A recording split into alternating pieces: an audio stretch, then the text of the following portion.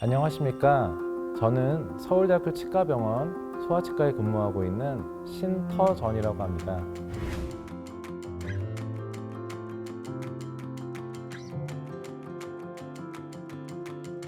어린아이를 데리고 치과에 가서 치료를 받아본 부모님들은 많은 경우에 아이가 병원에 들어가려 하지 않거나 혹은 아이가 치료에 격렬히 저항하여 제대로 치료를 받지 못했던 경험이 있을 것입니다. 특히 어린아이일수록 스스로 구강관리를 하기 어려우며 단 음식을 좋아하고 칫솔질을 제대로 못하는 경우가 많은데요. 이와 같은 이유로 치과 치료가 필요한 경우가 많습니다. 하지만 아이들은 치료에 협조가 잘 되지 않으며 울고 보채는 경우가 많아 치료에 어려움을 많이들 겪는데요. 협조가 잘 되지 않는 아이들에게 치과 치료를 하기 위해 전신마취보다는 수면마취, 진정법을 이용한 치료를 많이 시행하는데요. 우선 진정법과 전신마취의 차이점에 대해 설명하고자 합니다. 들어가기 앞서 수면마취라는 용어에 대해 언급하고자 합니다. 수면마취라는 용어는 치료를 받는 동안 아이들이 잠에 든다라고 잘못 오해할 수 있는데요. 공식적인 용어로 수면마취 대신 진정법이라는 용어가 사용됩니다. 진정제라는 약물을 사용하여 아이들을 진정시키게 되면 대부분의 아이들이 편안하게 치료를 받게 됩니다. 하지만 진정법으로 치료를 하기가 어려운 경우들이 있는데요. 치료에 겁이 너무 많아서 협조가 매우 안 되는 아이, 치료할 치아의 개수가 많거나 치료 시간이 오래 걸리는 경우, 전신질환이 있어서 다른 방법으로 치료가 곤란한 경우 등이 해당됩니다. 전신마취는 단순히 환자가 진정된 상태가 아닌 통증 자극에도 반응하지 않을 정도로 의식이 소실된 상태를 의미합니다. 또한 움직임, 반사 기능 역시 억제됩니다. 따라서 협조가 잘 안 되는 환자에서 다른 방법으로 치료가 어려운 경우 전신마취는 유일한 대안이 될 수 있습니다.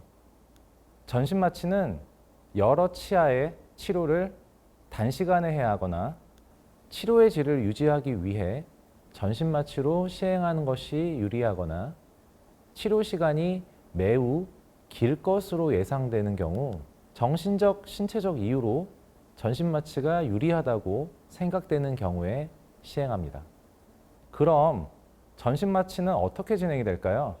마취제는 크게 들이마시는 흡입마취제, 정맥로를 통해 주입하는 정맥마취제로 분류합니다.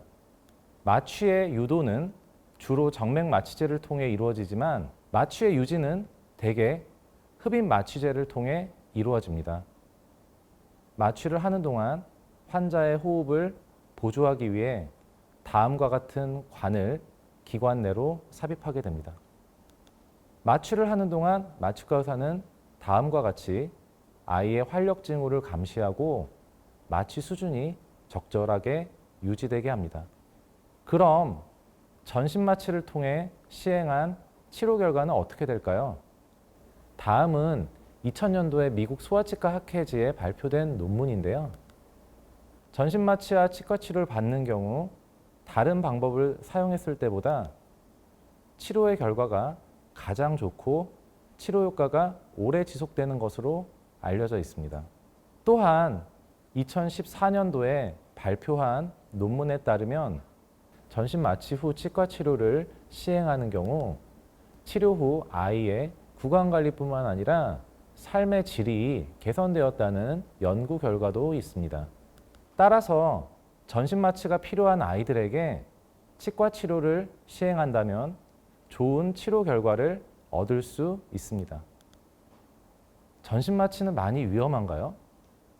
보호자분들이 가장 많이 물어보는 질문들 중에 하나입니다. 특히 많은 부모님들이 전신마취에 대해 부정적으로 인식하여 치과 치료를 위해 전신마취를 시행하는 것이 매우 위험하다고 생각하는 경우가 많습니다. 하지만 보호자분들이 우려하시는 전신마취와 관련하여 생명을 위협할 정도의 합병증이 발생할 확률은 매우 미미하며 오히려 일상에서 접할 수 있는 사고, 예를 들면 자동차 사고로 크게 다칠 확률보다 훨씬 낮습니다. 또한 최근에 임상에서 사용되고 있는 마취제의 경우 임상적으로 안전성이 입증된 약물이며 효과가 매우 빠르고 또한 회복도 매우 빠릅니다. 전신마취 시 우려할 만한 부작용의 발생 가능성은 매우 낮습니다. 협조가 잘 되지 않는 우리 아이, 치료의 종류, 아이의 특성을 고려하여 적절하게 전신마취를 사용한다면 안전하고 효과적인 치료가 가능할 것입니다. 지금까지 서울대학교 치과병원 소아치과 신터전이었습니다. 감사합니다.